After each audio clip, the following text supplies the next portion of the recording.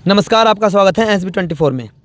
और जब हमने ये चैनल स्टार्ट किया और वीडियो बनानी शुरू करी, उस वक्त हमने सोचा था कि अपने क्षेत्र की सभी समस्या को दिखाएंगे, लेकिन वीडियो बनाते हुए बहुत टाइम निकल चुका है, लेकिन अपने मुंडाली गांव से हम नहीं निकल पा रहे हैं क्योंकि यहाँ पर इतनी लापरवाही जो कर्मचारी हैं, जो सेक्रेटरी है, जो प्रशासन है, उसके द्वारा की जा रही है कि उससे बाहर निकलना ही हमें मुश्किल हो गया है। यह तालाब है जो कि योगी सरकार की तरफ से आदेश आया था इसको खुदने का, कि सभी गांवों में जितने तालाब हैं वो खुदेंगे और उनमें अच्छी तरह से जल भराव होगा और वो जो जल नीचे जाएगा तो उससे गांव में जो जल है वो उसका स्तर बढ़ेगा। लेकिन जो ठेकेदार हैं उन्होंने इसमें भी भ्रष्टाचार कर दिया है। आप देखेंगे कि ना तो इसकी पटरी बनी है और ना ही यह पूरी तरह से खुदा है। और जो यहाँ के बिल्कुल मोहल्ले के लोग हैं, जो प्रत्यक्षदर्शी हैं, जिन्होंने इसे खुदते हुए देखा है, उनसे बात करेंगे कि यह कब से खुद रहा है और इसमें क्या क्या होना चाहिए आगे भी। भैया 2 साल होगी इसे खुदते हुए फाइनल हो गए। 2 बार खुदा आयु, 2 बार इसका पानी देता है। इतना खर्चा तो बेफजूल में होगा यो ना। इसकी सड़क बनी है चारों तरफ, अब भी बच्चे खेलते रहते हैं यहाँ, गिरने का खतरा है। हम तो डंडी मार के भगा दें उन्हें घर को जाओ। लेकिन जो यहाँ पे कार्य होना चाहिए, इसकी सड़क भी बननी चाहिए। ठेकेदार भैया पैसे खा गए, यह पूरी तरह से खुद गई नीचे तक। खुद की कहाँ छोड़ गई? खुदी हुई नहीं है, ये सिर्फ आधी खुदी हुई है और आधी बची हुई है। का आदेश आता वो खुदने का, जब तक रेत ना आ जाए, बारू रेत ना आ जाए, जब तक का रहता। लेकिन इसमें तो अभी चिकनी मिट्टी चल रही है। कितने महीने से काम लटका हुआ है? महीने हो गए इसे 2 साल जी, महीने न हुए इसे तो 2 साल हो गए पूरी।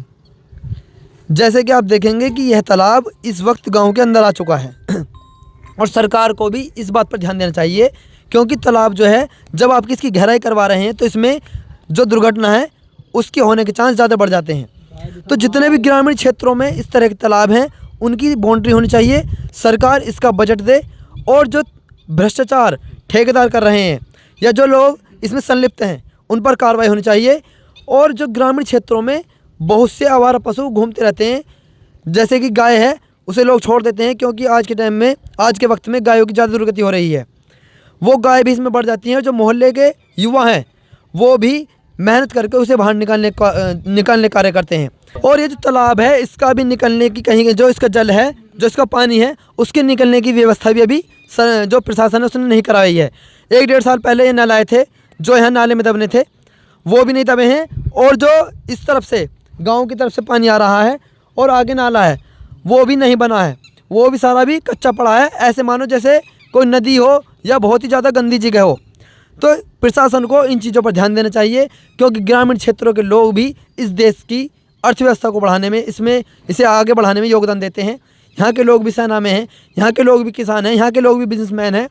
ऐसा नहीं है कि सभी गरीब हैं, लेकिन सभी को आगे आना चाहिए, क्योंकि जो निचले स्तर के प्रतिनिधि हैं वो काम करवाने को तैयार नहीं है। और सेक्रेटरी का इसमें सबसे ज़्यादा योगदान है, क्योंकि ऊपर से जितना पैसा आता है वो सबसे पहले सेक्रेटरी के हाथ में आता है और सेक्रेटरी तय करता है कि गांव में क्या क्या होना चाहिए और क्या क्या नहीं। सेक्रेटरी ने, प्रधान ने तो ये बिल्कुल कंप्लीट दिखा रखा है कागजों में। काम देख लो, तुम्हारे सामने है, कुछ भी काम हुआ है नहीं है।